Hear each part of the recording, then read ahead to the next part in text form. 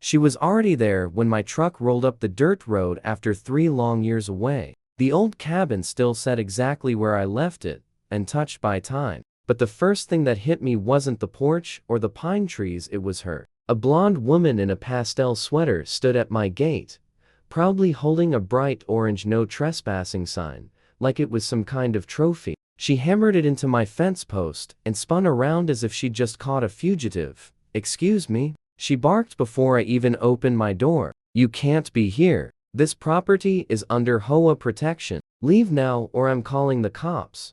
I laughed not because anything was funny, but because the level of audacity was unreal. "Lady, this is my land. I built that cabin with my own hands. Who are you supposed to be?" Her eyes sharpened. "Don't play dumb with me. I'm the president of the association now. According to our bylaws, this land is restricted. That cabin doesn't even belong to you anymore." Behind her, I noticed a cluster of neighbors gathering, whispering like they'd been waiting for this showdown. Some looked guilty, others entertained. One older guy muttered, "Here we go," under his breath. I stepped forward, boots crunching on gravel. "You're putting signs on my property without permission?" She smirked, arms crossing. "Your permission? Sweetheart, you forfeited that right. You abandoned the place. I've been keeping it under control, and if you don't leave, law enforcement will drag you off." I felt that slow burn rise in my chest. Instead of blowing up, I delivered one sentence that wiped that smug look off her face. "Call them. Let's see what happens when the real owner answers the door." Her phone was already in her hand. She stabbed at the screen with dramatic, shaky fingers, making sure the neighbors were watching her performance.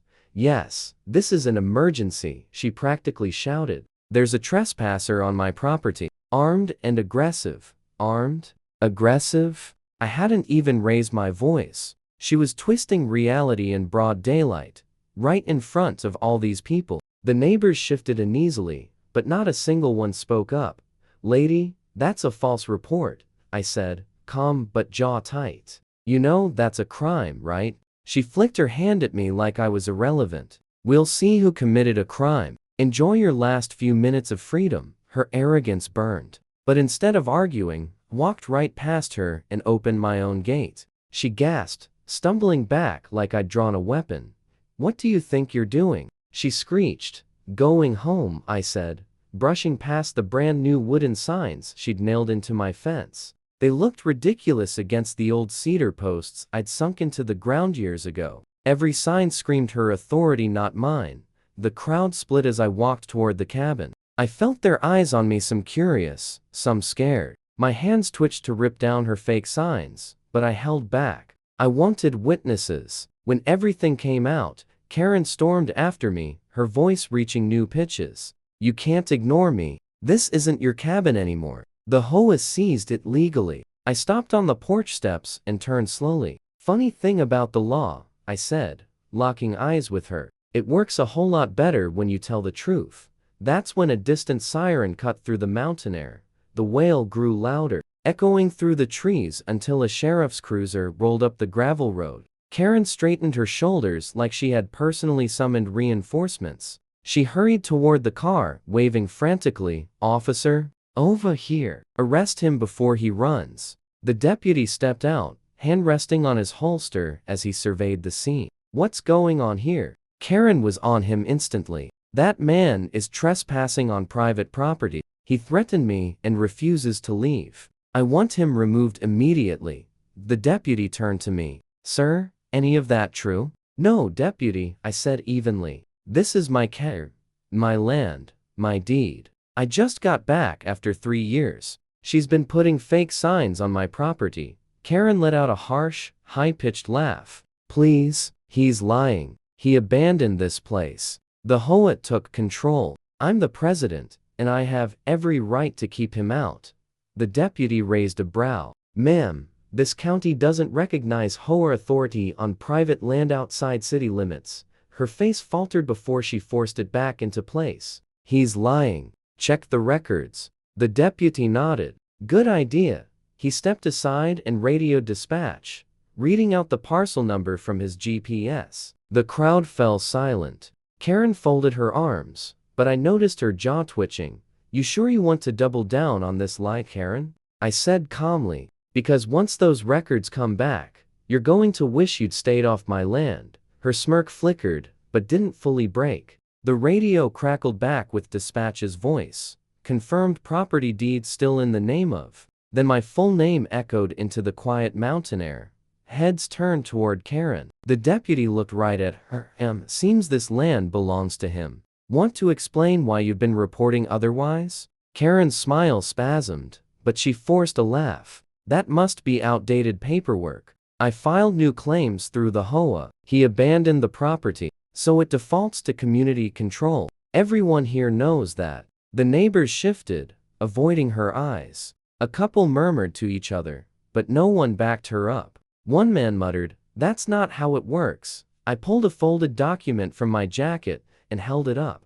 Updated deed. Taxes paid. Recorded last month. You still want to argue with county records? Karen's face went pale, yet she dug in harder. He forged that. He's dangerous. He threatened to hurt me if I didn't back down. The deputy's eyes narrowed. Threatened you? Did anyone witness that? Silence. No one budged. Then a woman in a wide-brimmed hat stepped forward. Officer? He never threatened her. All he said was that this is his land. That's it. Karen spun on her, furious. You stay out of this. You don't know what you heard. But the deputy was already approaching Karen, his tone firm and deliberate.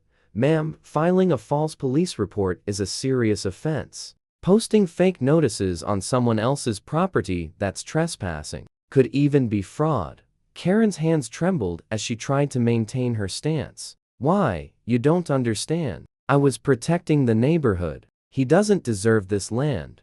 I didn't need to add a word. The deputy watched her, waiting for her to dig her own grave. That's when another cruiser rolled up, tires crunching on gravel. And when the door opened, my chest tightened. It wasn't just another deputy. It was Sheriff Daniels himself, the man I hadn't seen in years. He stepped out slowly, adjusting his hat. The crowd instinctively backed away. Sensing the shift, Karen lit up like she just won the jackpot and sprinted toward him, shrill with victory. Sheriff, thank God you're here. Arrest this man. He broke into my property and tried to intimidate me. I'm the HOA president, and I demand protection. The sheriff didn't even glance at her. His eyes locked onto mine across the yard, and for a long moment we just stared. Then he let out a slow breath and shook his head. Well, I'll be damned. Thought you weren't ever coming back. Karen stiffened. Wait. You know him? The sheriff finally turned to her, expression hard as oak. Know him? Ma'am, he's the rightful owner of this land. I've hunted with his family since I was a boy. His father left him this cabin fair and square.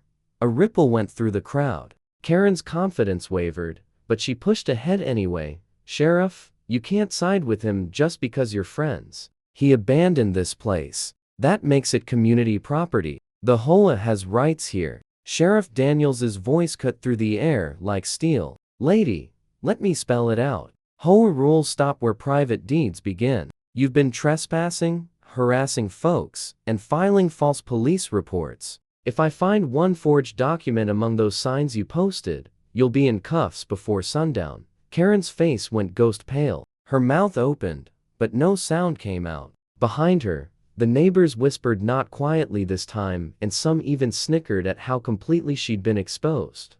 I stayed quiet, letting the truth do its own work. But then the sheriff added something that made her flinch. And you're lucky, because if he wanted, he could press charges right now. Karen's jaw dropped. For once, she had no comeback. The sheriff's warning hung in the air like thunder. Karen swallowed hard, but stubborn pride made her try again. She straightened her shoulders, her voice sharp but trembling. You can't just let him take over. You have no idea how long I've been protecting this place, keeping people out, making sure it stayed decent. I cut her off. Protecting it?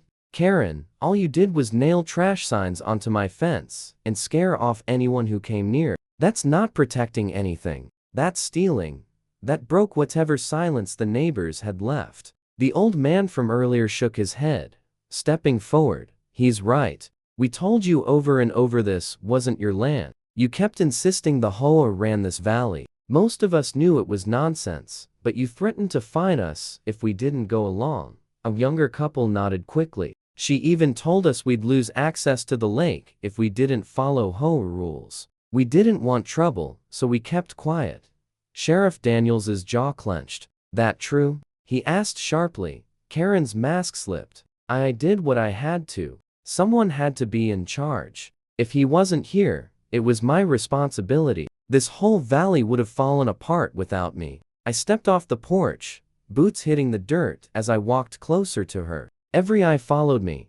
"Karen, listen closely. This land, this cabin, they aren't just buildings or property lines. They're my family's legacy. And you," pointed at the sign still nailed into the post. "You tried to erase that so you could play Queen of the Valley." The sheriff cleared his throat. "I've heard enough. Karen, this is your last warning. Take those signs down, apologize to these folks, and leave this man's property or I'll put you in the back of my cruiser right here and now." Her bravado snapped. Her hands trembled as she tried to force out a defense, but nothing came. The crowd was done with her. Every whisper, every stare, they were against her now. But before she could speak, one of the deputies approached the sheriff and murmured something in his ear. The sheriff's brows drew together. "Interesting," he said slowly. Turning to Karen, "Care to explain why the HOA account you've been running has been collecting money from these neighbors with no legal registration behind it?" A collective gasp burst through the crowd,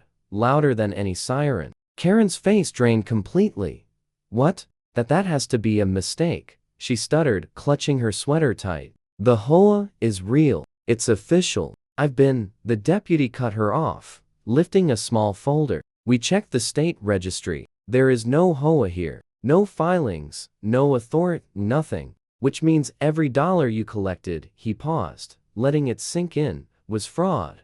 The crowd exploded. "You took thousands from us. You said it was for road repairs. You made us pay for your new gate." Karen spun toward them, panicked. "No, that money went toward community needs. I was protecting." No one believed her anymore. The young couple stepped forward, faces blazing. "We gave you half our savings because you said the county would fine us if we didn't pay. You lied to us." The sheriff rested his hand on his belt, voice steady but deadly serious. "Ma'am, I've got more than enough to bring you in right now. Fraud, impersonating authority, harassment, false police reports. Want me to keep going?" Her eyes darted between him, me, the neighbors, desperate, pleading, but all she saw was anger and betrayal. I stepped closer until she couldn't look away. "Karen, none of this had to happen. You could have just left my land alone. But you wanted power and now you're losing everything." The sheriff gave his deputy a small nod. "Cuff her." The deputy moved forward, pulling out the restraints. Karen backed away, shaking her head violently. "No, you can't do this to me. I am the HOA." The crowd actually laughed at that bitter, mocking laughter. Her little kingdom had collapsed in seconds.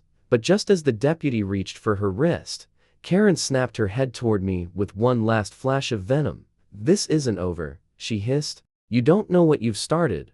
Her voice was so cold, so certain, that even the crowd fell silent. It didn't sound like a threat. It sounded like a promise. But the deputy didn't hesitate. The cuffs locked around her wrists with a sharp click. And the sheriff gave the order, "Get her in the car."